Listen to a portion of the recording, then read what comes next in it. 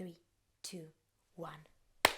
Hello everybody, my name is Nati and welcome to my channel Lady and the Trash. Today I'm going to be very unoriginal and I'm gonna do an unpopular opinion videos about Thai BLs and series in general. A lot of people are doing it with the Google Translate voice, but I wanted to try and just talk.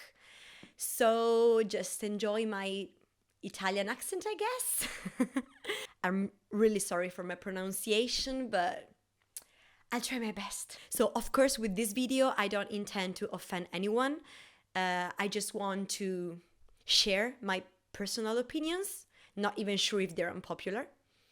And if you have anything to say, just write it down below in the comments. Okay, so opinion number 1. I think the BL show Hes Coming To Me is so underrated for no reason at all. Although the series has a few plot holes, like Matt touching objects that he shouldn't be able to touch. In general, it's such a heartwarming and amazing love story. It's not queerbait like a lot of us expected from the trailer, and the love that the two main characters, Matt and Than, share is so pure. It really is impossible to describe. You have to watch this series to understand. Also, Sinto and Om have an incredible chemistry.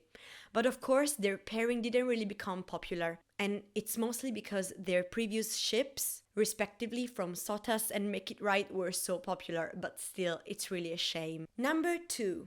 I'm gonna talk about a really underrated show called Wake Up Ladies or Wake Up Chani.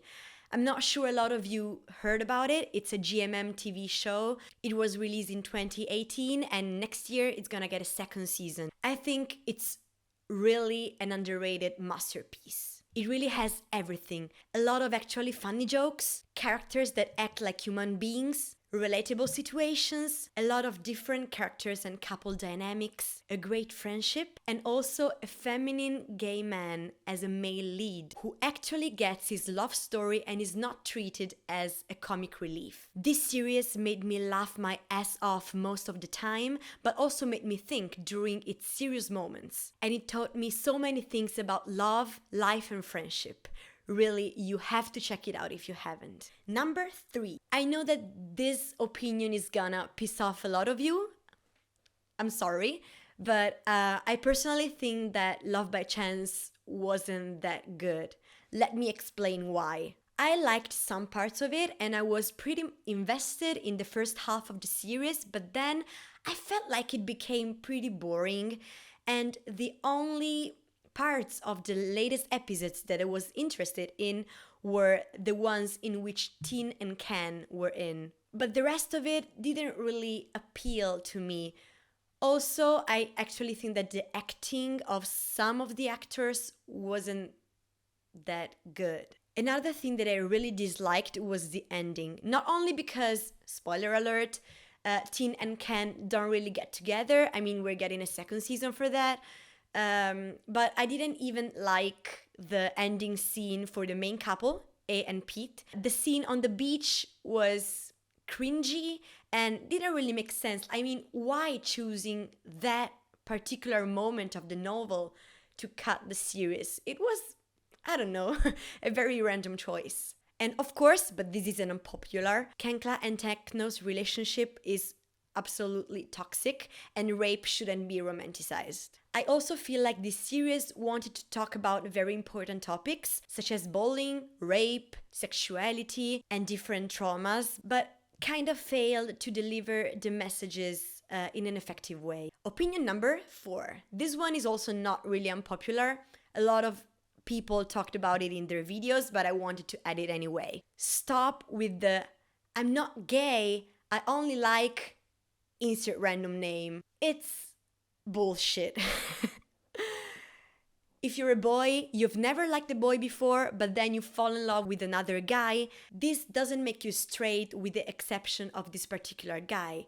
It makes you bisexual. There are so many ways in which a person can find out they are bisexual or pansexual, and also bisexuality has a lot of shades. So if you are a boy, you generally like girls, but then you fall in love with another boy, you are bisexual. Dear writers, what are you afraid of? I don't understand. Why is this trope even a thing? Opinion number 5. I think shows like Lovesick and Satyrs didn't age too well. I really liked Lovesick, and I also love Satyrs. It still is my favorite BL. But I gotta say that if someone watches those two shows for the first time in 2019, it may feel like their tropes are old or out of date. I do, however, believe that those two series in particular paved the way for future BL shows, and they will always be cornerstones of the genre. Opinion number 6. Just give me an actual lesbian love story, you cowards. Lesbian characters are almost inexistent in these Thai shows, or just like Pre in Sotas, they don't really get a development. I actually cannot even recall one TV series,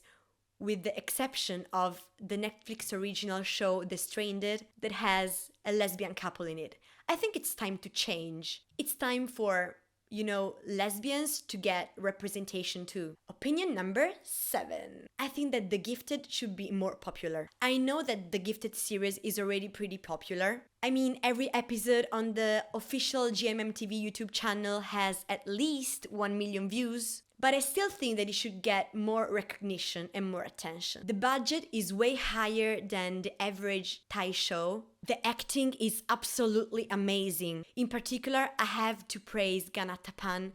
His performance was seriously awesome, and he really deserves all the awards. I also loved that in every episode you get to know a different character and his powers. The story is very well written and the ending is not obvious. Also, it's high school kids with superpowers. What more do you want? Opinion number 8. So my favorite gay couples are the ones in which you can't really understand who's the top and who's the bottom. Because first of all, topping and bottoming is just a sexual preference. And in real life, it has nothing to do with things like height, age difference, behavior, and stuff like that. But in BLs, they usually use these characteristics to make it obvious who's the top and who's the bottom. So yeah, generally, I prefer couples who look more verse and break this stereotype. Like Atit and Kompop from Sotus the series, Con and Nok from Together With Me, Creed and Jack from The Stranded, and even if it's not Thai, Teo Xuan and Xia Yu Hao